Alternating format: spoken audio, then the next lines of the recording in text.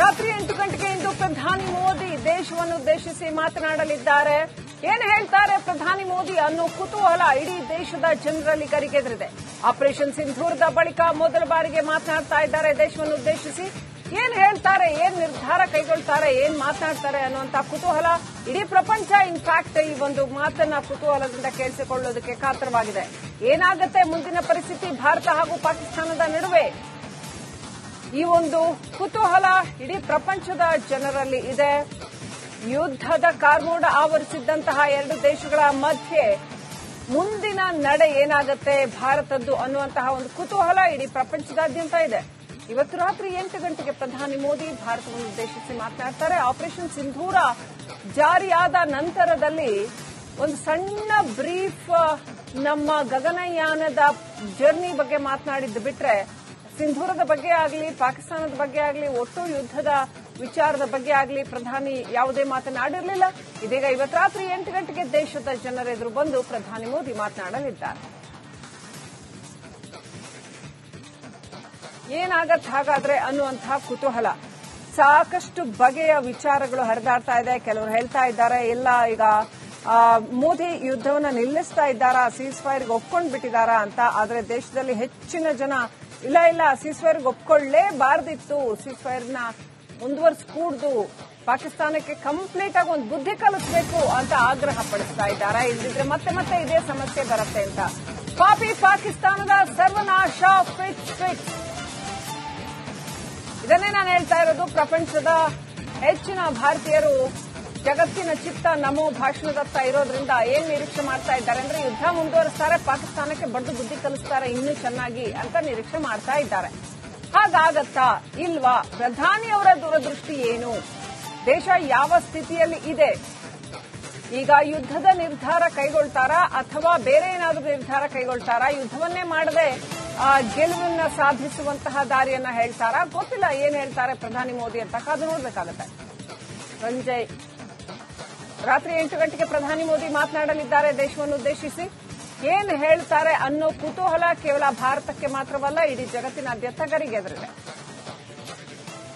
ಮುಂದಿನ ನಡೆ ಏನು, ಭಾರತ ಮುಂದೆ ಯಾವ ರೀತಿ ಹೆಜ್ಜೆ ಇಡುತ್ತೆ ಅನ್ನೋದರ ವಿಚಾರವಾಗಿ ಪ್ರಧಾನಿ ಮೋದಿ ರಾತ್ರಿ 8 ಗಂಟೆಗೆ ದೇಶವನ್ನುದ್ದೇಶಿಸಿ ಮಾತನಾಡ್ತಾರೆ ಅಂತ ಹೇಳಲಾಗಿದೆ. ಜಗತ್ತಿಗೆ ಮತ್ತೆ ಯಾವ ಸಂದೇಶವನ್ನ ಕೊಡುತ್ತಾರೆ? ಭಾರತದಂತಹ ಬಲಿಷ್ಠ ರಾಷ್ಟ್ರದ ಪ್ರಧಾನಮಂತ್ರಿ ಮಾತನಾಡೋದು ಅಂತ ಅಂದ್ರೆ ಬಹಳ ಗಹನವಾದಂತಹ ಒಂದು ಮಾತು ಆಗಿರುತ್ತೆ. ಅದು ಇಡೀ ಜಗತ್ತು ಅದರ ತಿರುಗಿ ನೋಡುತ್ತೆ. ಪಾಕಿಸ್ತಾನಕ್ಕೆ ಮತ್ತೆ ಚುರುಕು ಮುಟ್ಟಿಸ್ತಾರಾ ಪ್ರಧಾನಿ? ಪಾಕಿಸ್ತಾನದ ಎದೆಯಲ್ಲಿ ಆಲ್ರೆಡಿ ನಡುಕ ಹುಟ್ಟಿಸಿದ್ದಾರೆ ಪ್ರಧಾನಿ ಮೋದಿ. ಕಠಿಣ ನಿರ್ಧಾರಗಳನ್ನ, ತತ್ಕ್ಷಣದ ನಿರ್ಧಾರಗಳನ್ನ, ಸೂಕ್ತ ನಿರ್ಧಾರಗಳನ್ನ ಕೈಗೊಳ್ಳೋದ್ರ ಮುಖಾಂತರ. ಸೊ ಇವತ್ತೇನಾಗತ್ತೆ ಹಾಗಾದ್ರೆ ರಾತ್ರಿ ದೇಶವನ್ನ ಉದ್ದೇಶಿಸಿ ಭಾಷಣಕ್ಕೂ ಮುನ್ನ ಮೋದಿ ಸಭೆ ನಡೆಸಿದ್ದಾರೆ ಆಲ್ರೆಡಿ. ಸೊ ರಾತ್ರಿ ಏನ್ ಮಾತನಾಡ್ತಾರೆ? ಬೆಳಗ್ಗೆಯಿಂದಲೂ ಕೂಡ ಜೈಶಂಕರ್, ಧೋವಲ್, ರಾಜನಾಥ್ ಸಿಂಗ್ ಮತ್ತು ಸೇನೆಗಳ ಮುಖ್ಯಸ್ಥರು ಇವರೆಲ್ಲರ ಜೊತೆ ಸಭೆ ನಡೆಸಿದ್ದಾರೆ. ಕುತೂಹಲ ಸಾಕಷ್ಟು ಗರಿಗೆದರಿದೆ. ಏನಾಗುತ್ತೆ ದೇಶದ ಭವಿಷ್ಯ? ಈ ವೀಕ್ಷಕರ ಈ ಹಿಂದೆ ಇದ್ದಾಗಂತೂ ಖಂಡಿತ ಪಾಕಿಸ್ತಾನದ ಜೊತೆಗಿನ ಸಂಬಂಧ ಇರುವುದಕ್ಕೆ ಸಾಧ್ಯವೇ ಇಲ್ಲ. ಈ ಹಿಂದೆ ಇದ್ದಂತೆ ಎಲ್ಲವೂ ಕೂಡ ಬದಲಾಗಿದೆ. ಆಪರೇಷನ್ ಸಿಂಧೂರ ಒಂದು ಐತಿಹಾಸಿಕ ಮೈಲಿಗಲ್ಲಾಗಿದೆ.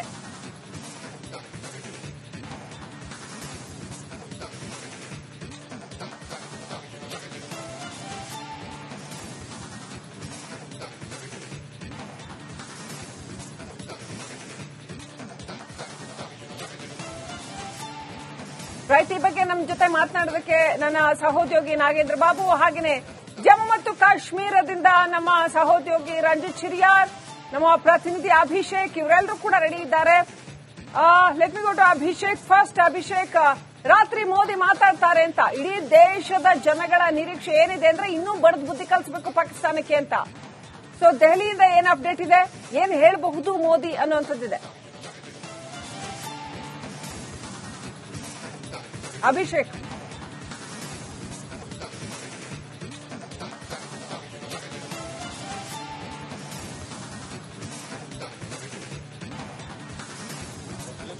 ಹಾಗಾಗಿ ಒಂದಿಷ್ಟು ರಾಜಕೀಯ ವಿಚಾರಗಳನ್ನ ಆಪರೇಷನ್ ಸಿಂಧೂರದಲ್ಲಿ ತರಲಾಗ್ತಿರುವಂತದ್ದು. ಈ ಒಂದು ವಿಚಾರದ ಬಗ್ಗೆ ಒಂದು ಪಾಸ್ ಅನ್ನ ನಾವು ಈ ಸದ್ಯದ ಮಟ್ಟಿಗೆ ಭಾರತದ ಸರ್ಕಾರದಿಂದ ಹಾಗೂ ಭಾರತೀಯ ಸೇನೆಯಿಂದ ನಾವು ಗಮನಿಸಿರುವಂತದ್ದು.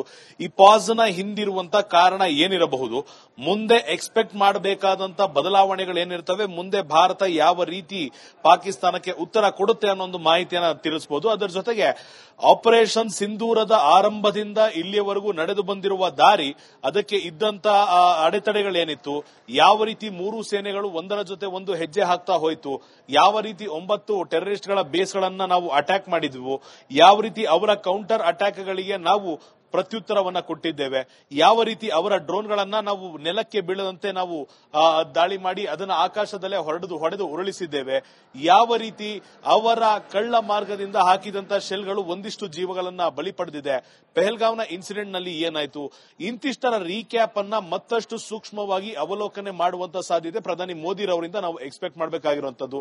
ಅದರ ಜೊತೆಗೆ ಆಪರೇಷನ್ ಸಿಂಧೂರದ ಮುಂದುವರೆದ ಭಾಗವಾಗಿ ನಾವು ಏನೆಲ್ಲ ಎಕ್ಸ್ಪೆಕ್ಟ್ ಮಾಡಬೇಕಾಗುತ್ತೆ, ಸರ್ಕಾರದ ಡಿಮ್ಯಾಂಡ್ ಏನಾಗಿರುತ್ತೆ ಪಾಕಿಸ್ತಾನದ ವಿಚಾರದಲ್ಲಿ, ಯಾವ ಕಾರಣಕ್ಕೆ ಡಿಜಿಎಂಒ ಸಭೆ ಸದ್ಯದ ಮಟ್ಟಿಗೆ ಮುಂದೂಡಲಾಗಿರುವಂತದ್ದು, ಅಮೆರಿಕ ಒಂದು ವೇಳೆ ಏನಾದರೂ ನಿಜವಾಗಿಯೂ ಭಾರತವನ್ನ ಸಂಪರ್ಕ ಮಾಡಿದ್ದು ಮೋದಿರವ್ ಅವರಿಗೆ ತಲೆಬಾಗಿದ್ದಾರೆ ಅಂತ ರಾಜಕೀಯವಾಗಿ ಹೇಳಲಾಗ್ತಿದ್ರು ಕೂಡ, ಯಾವ ಕಾರಣಕ್ಕೆ ನಾವು ಅಮೆರಿಕವನ್ನ ಈ ಮಧ್ಯದಲ್ಲಿ ಮಾತನಾಡೋದಕ್ಕೆ ಅವಕಾಶವನ್ನ ಮಾಡಿಕೊಟ್ಟಿದ್ದೇವೆ, ಪಾಕಿಸ್ತಾನ ಯಾವ ಮಾರ್ಗದಲ್ಲಿ ಈ ಸೀಸ್ ಫೈರ್ ಉಲ್ಲಂಘನೆಯನ್ನ ಮಾಡಿದೆ, ಕೇವಲ ಒಂದಲ್ಲ ಎರಡಲ್ಲ ಅನೇಕ ಆಯಾಮಗಳನ್ನ ಪ್ರಧಾನಿ ಮೋದಿರವರು ಬಿಚ್ಚಿಡುವಂತ ನಿರೀಕ್ಷೆ ಈ ಸದ್ಯದ ಮಟ್ಟಿಗೆ ಎಲ್ರಿಗೂ ಇರುವಂತದ್ದು. ಆದ್ರೆ ಖಂಡಿತವಾಗಿಯೂ ಪ್ರಧಾನಿ ಮೋದಿರವರು 8 ಗಂಟೆಗೆ ಲೈವ್ ಬರ್ತಾರೆ ಅಂದಾಗ ಇದು ಬದಲಾವಣೆಯ ಮತ್ತೊಂದು ಮಹತ್ತರ ಘಟ್ಟ ಅಂತ ನಾವು ಕಳೆದ ಅನೇಕ ಇನ್ಸಿಡೆಂಟ್ ಗಳಲ್ಲಿ ನೋಡಿರುವಂತದ್ದು.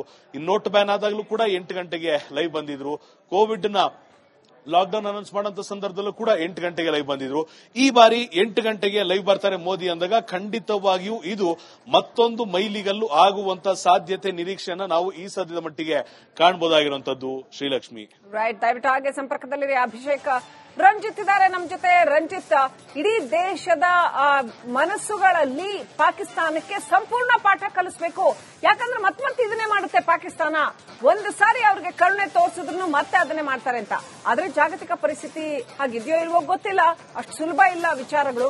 ದೆಹಲಿಯಿಂದ ನಿಮ್ಮ ಹತ್ರ ಏನ್ ಅಪ್ಡೇಟ್ ಇದೆ ರಂಜಿತ್?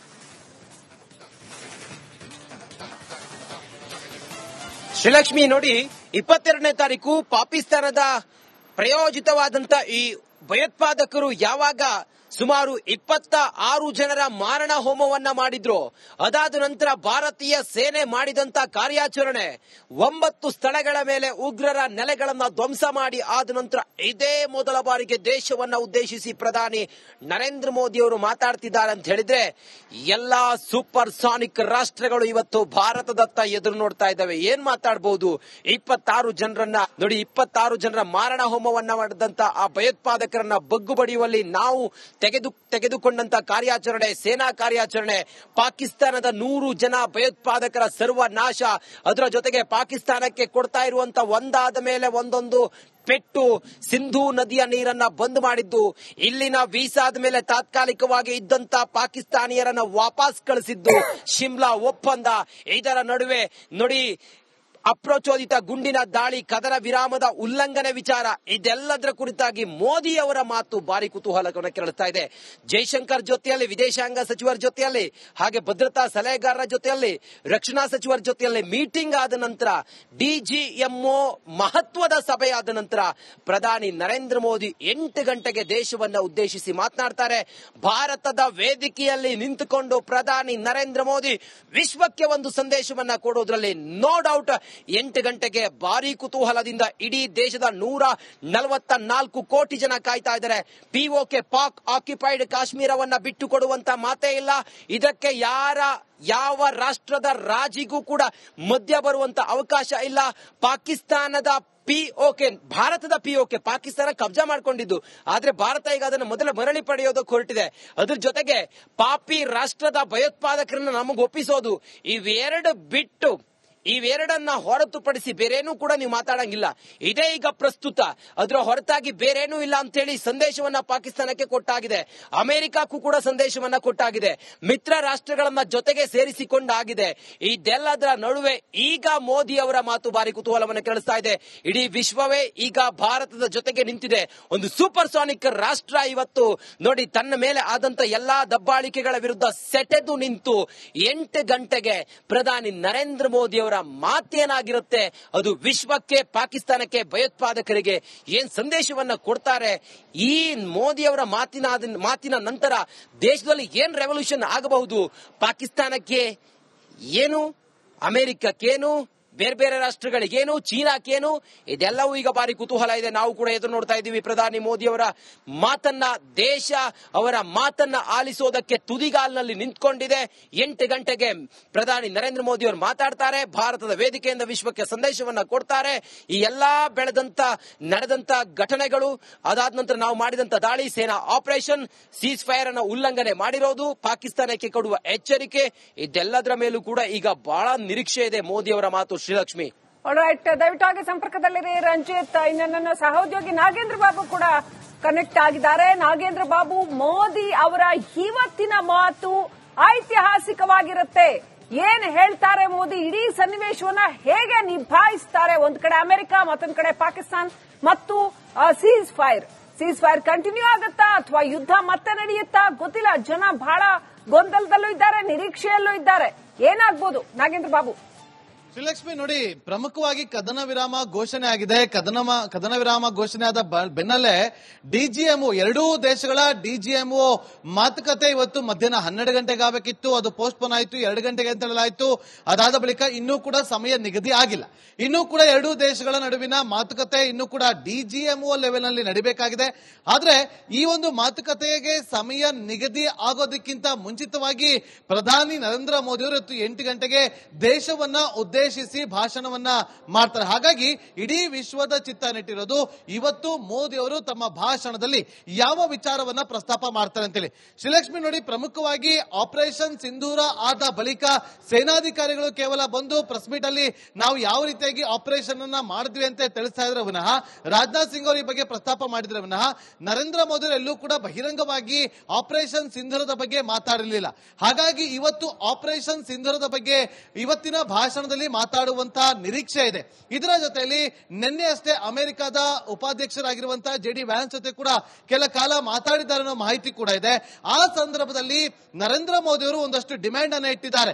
ನೋಡಿ, ನಮಗೆ ಯಾವುದೇ ಕಾರಣಕ್ಕೂ ಕೂಡ ಪಾಕಿಸ್ತಾನದ ನಾಗರಿಕರಾಗಲಿ ಅಥವಾ ಮಿಲಿಟರಿ ಆಗಲಿ ಅಲ್ಲಿನ ಆಸ್ತಿ ಪಾಸ್ತಿಗಳು ಟಾರ್ಗೆಟ್ ಅಲ್ಲ. ನಮ್ಮ ಟಾರ್ಗೆಟ್ ಇರೋದು ಕೇವಲ ಉಗ್ರರು ಮಾತ್ರ. ಹಾಗಾಗಿ ಕೆಲವೊಂದಷ್ಟು ಉಗ್ರರ ಲಿಸ್ಟ್ ಅನ್ನು ನಾವು ಕೊಡ್ತೀವಿ. ಆ ಉಗ್ರರು ಇವತ್ತು ಕೂಡ ಪಾಕಿಸ್ತಾನದಲ್ಲಿ ಇದ್ದಾರೆ ಅಂತೇಳಿ ಗುಪ್ತಚರ ಮಾಹಿತಿ ನಮ್ಮ ಬಳಿ ಇದೆ. ಅವರನ್ನ ಭಾರತಕ್ಕೆ ಒಪ್ಪಿಸಬೇಕು ಅನ್ನುವ ಪ್ರಮುಖವಾದಂತಹ ಬೇಡಿಕೆಯನ್ನ ಇಟ್ಟಿದ್ದಾರೆ. ಜೊತೆಗೆ ಈ ಪ್ರಮುಖವಾಗಿ ಎಲ್ಲಾ ಉಗ್ರ ಚಟುವಟಿಕೆಗಳು ಈ ಕ್ಷಣದಿಂದ ಬಂದ್ ಆಗಬೇಕು ಅಂತೇಳಿ ಸ್ಪಷ್ಟವಾದಂತಹ ಸಂದೇಶವನ್ನ ಕೊಟ್ಟಿದ್ದಾರೆ. ಹಾಗಾಗಿ ಇದಕ್ಕೆ ಒಪ್ಪಿಗೆಯನ್ನ ಕೊಟ್ಟರೆ ಮಾತ್ರವೇ ನಾವು ಆಗ್ಬೇಕಾದಂತ ಎಲ್ಲಾ ರೀತಿಯಾದಂತಹ ದೊಡ್ಡ ಹೊಡೆತಗಳನ್ನು ನಾವು ಕಡಿಮೆ ಮಾಡೋದಕ್ಕೆ ಸಾಧ್ಯ ಅಂತೇಳಿ ಕಡ್ಡಿ ತುಂಡಾದಂತೆ ನರೇಂದ್ರ ಮೋದಿ